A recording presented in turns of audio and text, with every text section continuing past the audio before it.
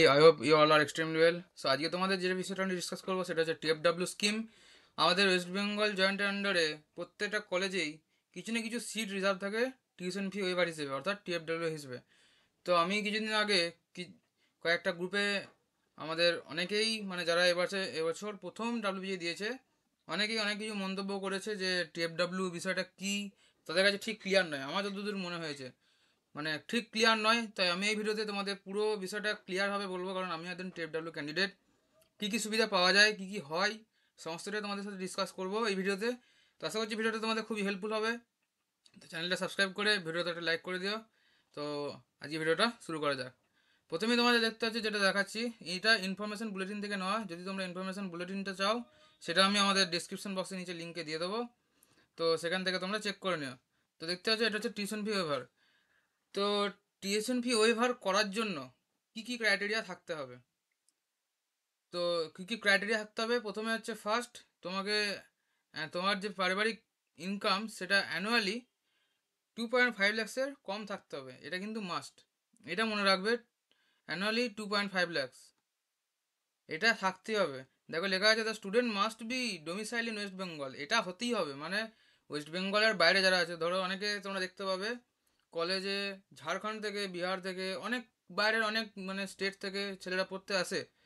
তো এই সুবিধাটা কিন্তু তাদের জন্য নয়, শুধুমাত্র যারা ওয়েস্ট বেঙ্গলে আছো তোমাদের যে ডোমিসাইল সার্টিফিকেট সেটা দেবে, এবং তার সাথে তোমরা হ্যাঁ যে একটা টিএফডব্লিউ হিসেবে একটা ইনকাম সার্টিফিকেট পারফর্মা পাওয়া যায়, সেটা ওই ইনফরমেশন বুলেটিন থেকেই পাওয়া যাবে।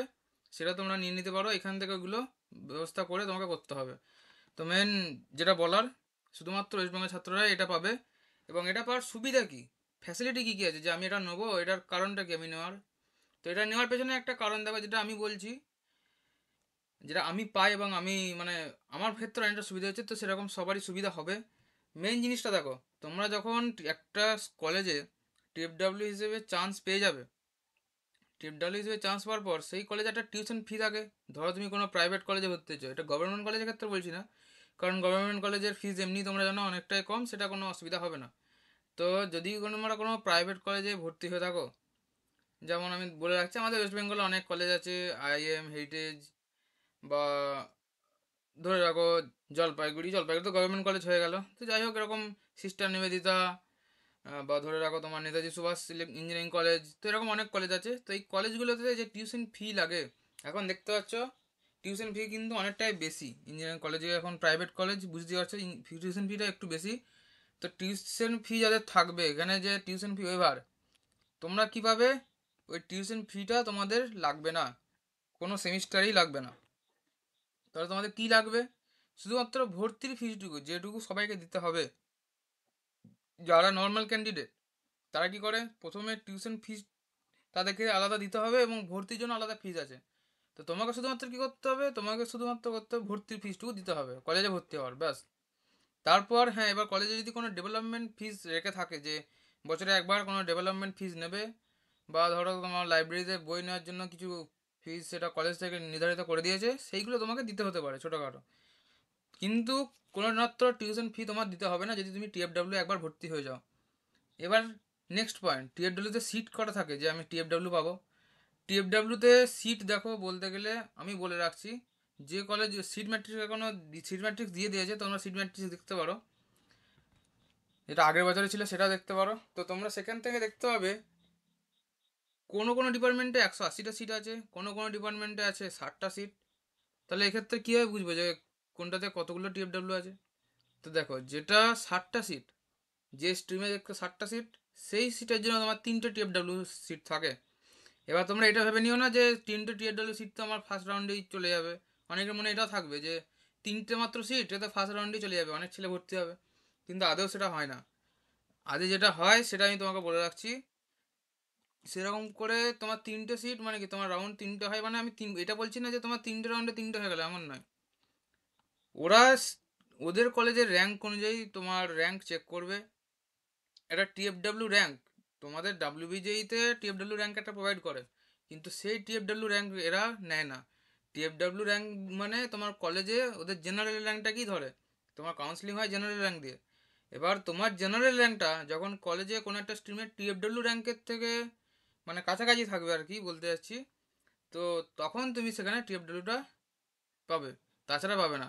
এটা ভেবো না একদমই, এটা কিন্তু ভুল ধারণা যে আমার টিএফডব্লিউ র্যাঙ্ক কম আছে মানে আমি টিএফডব্লিউ পেয়ে যাবো। একদমই না, ভুল ধারণা। একদম এই জায়গায় ফাঁসবে না, কারণ এরকম অনেকে আছে যে এরকম ভুল ধারণা নিয়ে আছে। কিন্তু তোমাকে বলে দেওয়া হলো জিএমআর র্যাঙ্ক দিয়ে কাউন্সিলিং হবে, জিএমআর র্যাঙ্ক দিয়ে সব হবে। তো কোনো কলেজে যদি জিএমআর র্যাঙ্ক দেওয়া থাকে আলাদা, আবার দেখে টিএফডব্লিউ র্যাঙ্ক আলাদা, মানেটা কি? টিএফডব্লিউ মানে তোমাকে সেখানে র্যাঙ্কটাও কম থাকতে হবে, তবেই তুমি একটা টিএফডব্লিউ পাবে। মানে টিএফডব্লিউ দেওয়ার মানেটা কি? টিএফডব্লিউ দেওয়ার মানে হচ্ছে তুমি ফাইন্যান্সিয়ালি অতটা, মানে কন্ডিশন অতটা ঠিকঠাক নয়, কিন্তু তোমার মধ্যে ট্যালেন্ট আছে, তুমি পড়তে পারবে, সেই কারণে তোমাকে টিএফডব্লিউটা দেওয়া হয়। তো সেক্ষেত্রে তুমি যে র্যাঙ্কটা একটু কম দেখাবে, এবং তোমার যে ফ্যামিলি ইনকাম সেটাও তোমার যদি 2.5 লাখসের কম থেকে থাকে, তাহলে তুমি অবশ্যই টিএফডব্লিউর ক্যান্ডিডেটের যে সিটটা সেটা তুমি অ্যাচিভ করতে পারবে।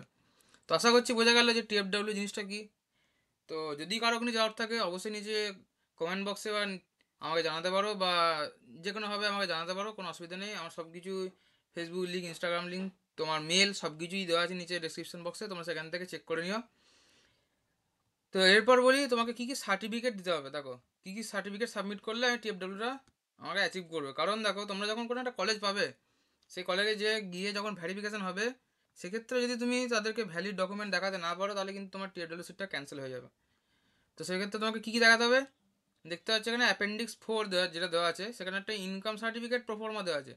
তোমাকে আগেই বললাম ইনকাম সার্টিফিকেট প্রোফর্মা, সেটা তোমাকে নিয়ে যেতে হবে তোমার কাছাকাছি যে বিডিও বা এসডিও আছে সেখানে, তাদের কাছ থেকে সাইন করিয়ে আনতে হবে। ওখানে কিছু না, তোমার একটা ফটোগ্রাফ তোমাকে চেটাতে হয়, একটা ফটোগ্রাফ ওখানে অ্যাটাচ করে তোমার ফ্যামিলি ইনকাম কত ইয়ারলি সেটা ওখানে লিখতে হবে, আর তোমার গার্জেন নেম আর তোমার একটা সিগনেচার লাগবে, ব্যাস আর কিছু না। তারপর এসডিও কাছে জমা দিয়ে দেবে, তিনি তোমাকে একটা সাইন করে দেবেন। ওটা আর কিচ্ছু করার দরকার নেই। কলেজে যখন তুমি একটা কাউন্সিলিং স্টার্ট হবে, যখন কাউন্সিলিংটা স্টার্ট হয়ে যাওয়ার পর একটা কলেজ পাবে, ভেরিফিকেশন করতে যাবে, বা তুমি যদি চাও যে আমি ডাইরেক্ট অ্যাডমিশন নেবো, তো যাই করতে যাও সেখানে গিয়ে শুধু সার্টিফিকেটটা দেখিয়ে দিও। যদি তোমার টিএফডব্লিউ স্কিমে সিট পাও, তো টিএফডব্লিউ স্কিম পাওয়ার জন্য তোমাকে কী করতে হবে, যখন কাউন্সিলিং শুরু হবে তখন আমি বলে দেবো। তার আগে আমি একবার বলে রাখছি, টিএফডব্লিউ যারা ইয়েস করে রেখেছিলে যখন অ্যাপ্লাই করেছিল ডাব্লিউবিজেইতে, তাদের তো কোনো অসুবিধাই নেই। কিন্তু যারা টিএফডব্লিউ আগে ওখানে মানে ইয়েস করনি, তারা কিন্তু অবশ্যই কাউন্সিলিংয়ের সময় ইয়েস করবে। দেখো অনেকের এইটাও ভুল ধারণা আছে যে আমি হয়তো ডাব্লিউবিজেই যখন আমি অ্যাপ্লাই করেছিলাম তখন কিন্তু আমি ইয়েস দিইনি, তার মানে আমি পাবো না, এমন না।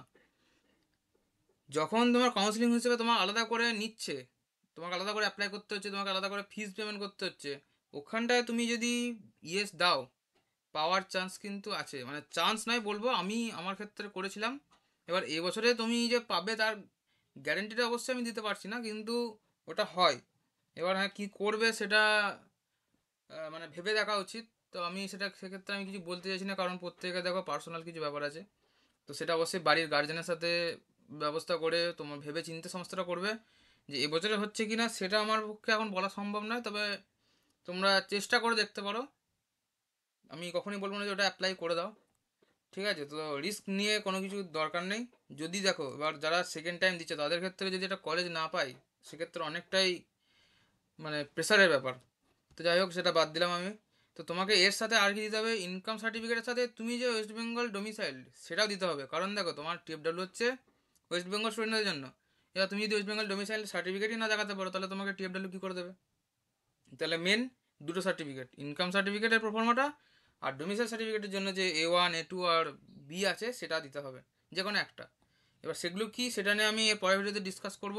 তো আশা করছি তোমরা বুঝতে পারলে যে টিএফডব্লিউ কী, একদম আমি স্টেপ বাই স্টেপ ভালোভাবে তোমাকে বুঝিয়ে দিলাম প্রসেস, কী করতে হয়, কী কী সুবিধা পাওয়া যায় এবং কীভাবে পাবে, সবটাই তোমাদের ডিসকাস করে দিয়েছি এই ভিডিওতে। আশা করছি ভিডিওটা তোমাদের ভালো লেগেছে। যদি ভালো লাগে তো অবশ্যই লাইক করবে, এবং চ্যানেল নতুন তাহলে চ্যানেলটাকে সাবস্ক্রাইব করে আমাদের ইনফো ফ্যামিলির সদস্য হয়ে যাবে। দেখা হচ্ছে তাড়াতাড়ি, খুব তাড়াতাড়ি একটা নেক্সট ভিডিও নিয়ে। ততক্ষণের জন্য বাই।